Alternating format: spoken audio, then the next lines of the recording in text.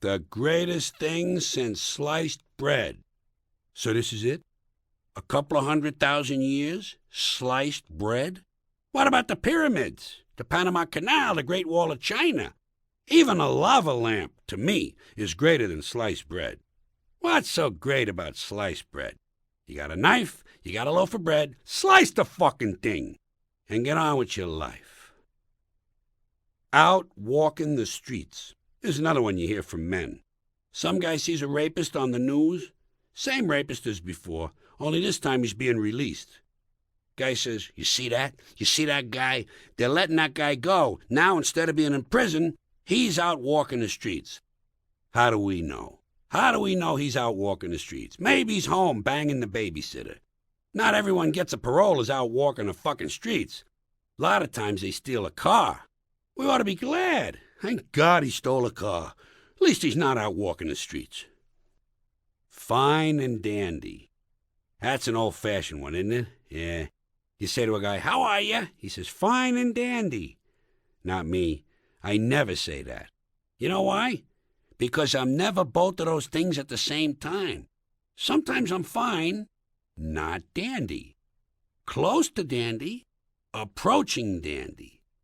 In the vicinity of dandyhood, not quite fully dandy. Other times I might be indeed highly dandy. However, not fine. One time, 1978, August, for about an hour, I was both fine and dandy at the same time. But nobody asked me how I was. I could have told them, fine and dandy. I consider it a lost opportunity. Walking papers. Some guy gets fired. They say, well, they give him his walking papers today. Let me ask you something. Did you ever get any walking papers? Seriously? Believe me, in my life, I got fired a lot of times. Never got any walking papers. Never got a pink slip either. You know what I would get? A guy would come around to my desk and say, get the fuck out of here! You don't need paper for that. The Riot Act. They keep saying they're going to read that to you. Tell the truth. Have you ever heard this thing at all, this Riot Act, ever?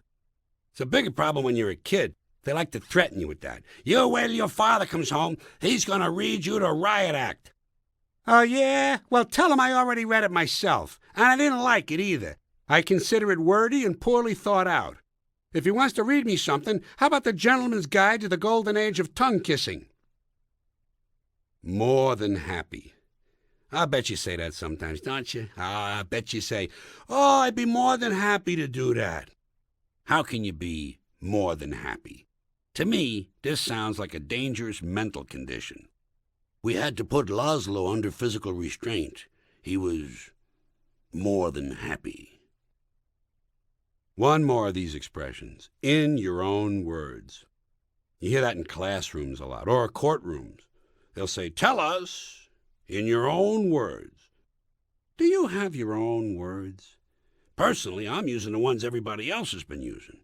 Next time they tell you to say something in your own words, say, Nig flat blorni quando flun.